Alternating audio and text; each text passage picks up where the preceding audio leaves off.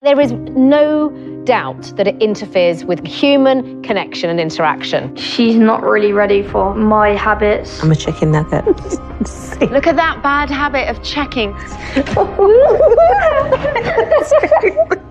Over one weekend, we challenged 4 parents to a controlled experiment where they would switch phone habits with their kids. That's crazy. After analysing 4 weeks' worth of screen time, we were able to build their digital profiles. We knew which apps they would use, when, and for how long. Throughout the experiment, they'll immerse themselves in each other's digital lives, while we monitor every move from here. Okay, they're in. Can a better understanding of the way they use their phones bring them closer together? I think it's been a life-changing, really. This is the Great British Phone Switch. Taking part in this experiment are 13-year-old Marley. I don't think my phone use is that bad. And his mum, Jessie. When I was a child, I didn't have a phone present in my upbringing. We were out playing and doing things that children should be doing. I think she could reduce her phone time. In our family, we would describe the impact that it has on our family as a scroll hole. You just be digging yourself deeper and deeper. The more you use it, just scrolling and scrolling. She thinks my scrolling is worse than I think it is. Jessie and Marley both spend a lot of time scrolling, something many families can relate to. The platforms they use are designed to keep us engaged through fear of missing out. I'm curious, we're both curious, what made you want to take part in the Phone Switch? Just kind of like reflect on myself and have like a perspective of like what my mum is doing more on her phone and what I'm doing on my phone. It'll be interesting to see what it is that keeps them engaged. I mean, what are you doing in your phone? We want to know, Mum. There's nowhere to hide now. Mostly going on like social like media and stuff and yeah, just messages. What about you, Mum? What do you do on your phone? Social media is the same. Jessie's most used apps are Instagram and Rightmove.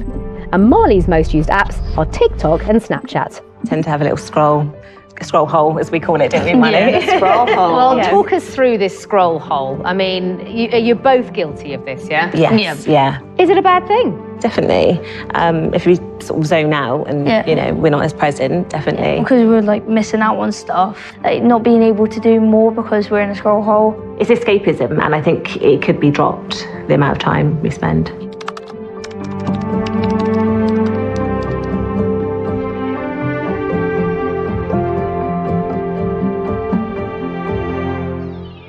We've done a little bit of a data dump. What have we found, Dr. Marta? You both go in the scroll hole a similar amount of time. Combined, you spend 3.5 days a week inside a scroll hole. Oh, jeez. And in that time, you could fly to New York, have a long weekend, and fly back. It's shocking, isn't it? Yeah, it's really shocking when you think about it. Time for Jessie and Marley to switch phones. This weekend, their new devices will prompt them to use certain apps for timed intervals so they can experience each other's digital lives. They will also be set special tasks and challenges to help them better understand one another. I think the thing with Marley and Jessie is they spend actually a very similar amount of time in their scroll holes, so I wonder if they'll actually notice much difference. These apps are designed to do that. They're designed to hold our attention, to divert our attention from the real world and get us stuck in there. So it's going to be really interesting to see how Marley and his mum respond to this experiment and their understanding of what's going on.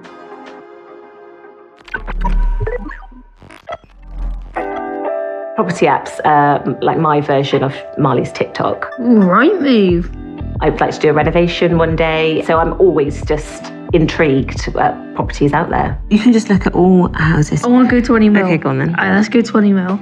Oh my. I know why you now say this is addictive, because these houses are very nice. I told you it was addictive. So some early indication from Marley then that he's understanding why Jessie gets so engrossed in her apps. Yeah, it's still early in the process. The real test will be when Marley goes without his digital life for an extended duration and whether frustration kicks in. It's their first morning of the experiment. Jessie is on Instagram looking at football videos and Marley is back on property apps. This football video after football video. This is not enjoyable. Oh, I'm moving on to Snapchat. I don't understand why you use Snapchat. Because we all have it. Why? We have loads of groups on there. On Snapchat, can you do like video calls? Yeah. Can you? That's the way he communicates with his friends. If I took that away from him, he wouldn't be communicating with his friends, so he would be missing out. And I definitely don't want to do anything that, affects his upbringing or his social time with his friends. So I understand it better. See a pool full of black balls? Don't jump inside it. Well, I guess this is the scroll hole. I mean, they're completely in their own worlds, aren't they? This is what's known as alone together, where people are physically in the same space as each other, but mainly locked into their own devices.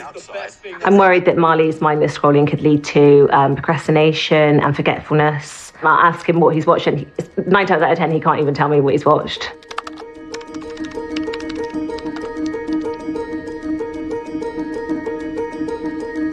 Jessie has mentioned that one of her concerns is around Marley's memory and whether that is linked to his phone usage. I mean, do you think they might be connected?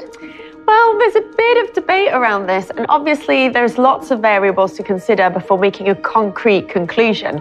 But we know that phones can distract us from what we're doing, so that might have an impact. Also, if you're up late using your phone, you might sleep less, which may impair how you function, both in terms of emotion and cognitive function. I've got to read something out. Hang on. Got a message. Jessie and Marley, you'll memorise 10 objects. After 1 minute, write down as many as you can remember on your whiteboards. Do you have any early predictions on how this might pan out? Well, our memory needs practice, and it's a bit like a muscle. The more we use our memory, the better it gets. It's often adults who do a little bit better with delayed recall because we hold lots of things in our brain. It's true, actually. Whereas young people tend to do better with immediate. They haven't got the capacity to hold on to things for that. So are you saying that perhaps that Jessie might recall more than Marley? Possibly. Apple. Car, glasses, pizza. Oh my God. How many do you think you've got, Marley? I think I've done well, actually. It's interesting because in memory tests, people tend to remember the first 3 things and the last 3 things and then miss the stuff in the middle. I've got 7. 1, 2. I've got 7 as well. Now, at this point, I bet they're thinking, is that the challenge? So easy. Wait for part 2. Next, they'll do the same with new objects, but this time they'll scroll for 10 minutes before being tested again. How much will they remember? This is where you fail. Me? Yeah. You know when I say to you, Marley, can you bring me down the scissors from the landing? And you'll go, yeah. And then 20 minutes later you come downstairs and you'll go, I'll say, did you bring the scissors? You didn't ask me to bring the scissors. I'm curious to see how many things they'll remember after that time span and with the distraction in place. Some people do better when they memorize something and then they get a bit of time and then the recall rather than immediate recall. Skateboard. Heavens, water, dog, burger, pink suits, red skateboard. Now use your phone for 10 minutes. I'm going to Instagram. Don't know about you. What is it about our phones that just keep us locked in? It's like a snack. When we're snacking on short content, we kind of want a little bit more. Yeah. Like we're not satiated, we're not filled up yet. Marley, did you know there's a new skate park that's open in Bristol? Is it? Yeah. Okay, so the 10-minute scroll hole is up. So let's see how many of those things 10 minutes ago they will now be able to recall. Okay, they both look pretty confident. I think I've actually done quite well. Have you? 8 out of 10. 6 out of 10. Dr. Marty, your suspicions do seem to be coming out correctly, that actually Jessie, as the adult, has a better cognitive awareness to be able to actually recall these items with the 10-minute scrolling break. It's helped her retain some of that information, but Marley's struggled a bit more, hasn't he? I think you're realising I've got a better memory than you. In the real world, when our memory is already loaded, if we are on a smartphone scrolling and trying to absorb information, we might not absorb the right information. After 2 challenges putting their concentration skills to the test, it was time for something a little more playful. It's time for you to move over to the kitchen. Your challenge, bake a lava mug cake tower.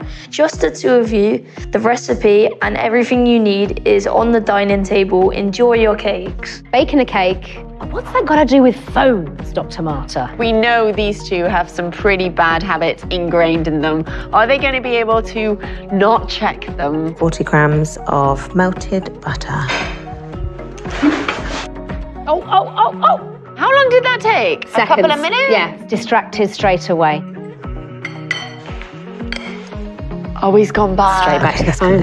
Look at that habit of checking. Okay. Wait, which one's which? Oh wait, you're doing... Oh, So yeah. now he's lost track of where they are within the recipe Absolutely. because he's now had his attention taken away by the phone, even though it was momentary. That remained in time should be enough. I'm gonna go with that. Oh, wait.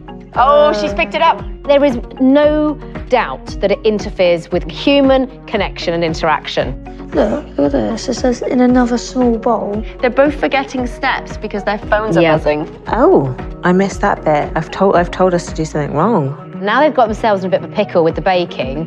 They do seem to have lost their enthusiasm over looking at their phones now. Now it seems to be, oh my goodness, crisis management. Okay, presentation looks shocking, but... Do you want to try mine? Try this. Honestly. It might kill me. No.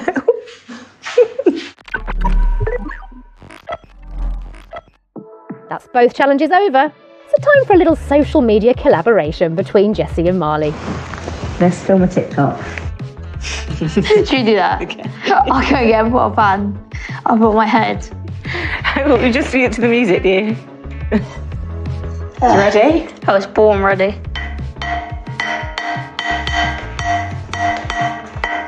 I mean, this has just gone surreal now. Yeah, but they're having fun together. Right, should we post it?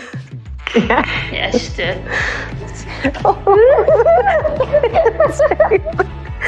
Personally, doing that together is a better use in our time than both of us being on something else. Like Separately. differently, yeah. Yeah, so maybe we could look at doing that or doing something together.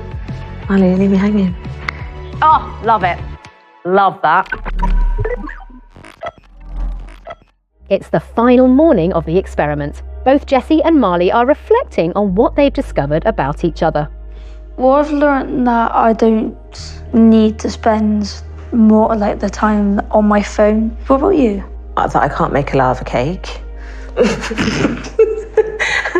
You know, I can find better things to do in that time. To me, it sounds like Jessie saying, I'm going to be more intentional about how I use my phone. You know, phones can be fantastic. It's just how we use them and using them in the right way to bring us together. I thought you were just doing a lot of nothing on your phone, and you'd say you're speaking to your friends. Now I can see that.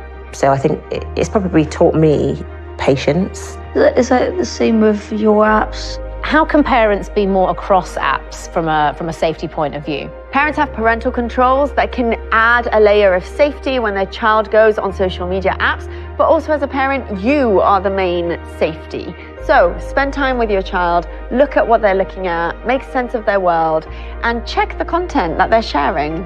I think positively we can share this experience with family and friends, discussing our findings and how it will benefit our relationship going forward. Yeah, I'll probably speak to my friends about it Yeah, and see if I could change their minds yeah. about it. That's the first time we've heard Marley say that he's going to talk to his friends about their phone use. That's really reflective to now bring these learnings into the wider circuit. Yeah. What's like one promise that you would make about your screen time? If you're discussing something, to not have my phone in my hand, there's no reason why I can't park it aside whilst we're having a conversation. Big challenge and admission for Jessie, actually, when she started this experiment was her need to keep checking. And I think a lot of people are guilty of that. Do we think that might change as a result of this? I think her awareness of her compulsion to scroll is definitely there, and she might need a little bit of help to build healthier habits. Do you think there's been a change in our relationship? I think now we've swapped, both of us realise It's not what we want to do, is it? I think now, especially doing this experiment, he can see it for himself, that it's something that he needs to change and get better at listening and being able to be present in the room. After an honest and emotional chat, the experiment comes to an end. Now it's time for Dr. Marta and I to hear their family pledge. Have you had a good weekend? We have, definitely. Being able to swap my phone habits and be in a different person's shoes has just helped me see how different my mum is to me. Jessie, was there anything that surprised you about Marley's phone and phone usage?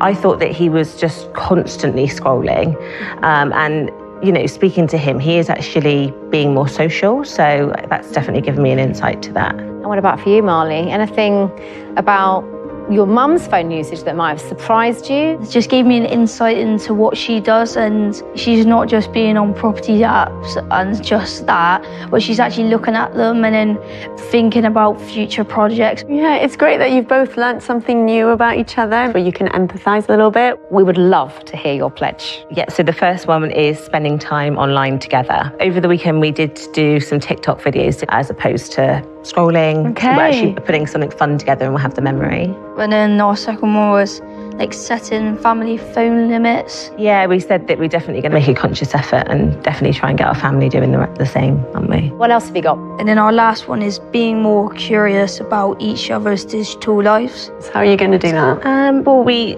have a close relationship anyway, so I think just from asking each other, we'll definitely take more interest, won't we? This is a really good start now to see what it might be like for your family when we're more mindful about how we're using our phones. And we look forward to checking in on you in a couple of weeks. Okay, sure. Okay, Thank you very much. Take care, guys. Thanks. Bye-bye.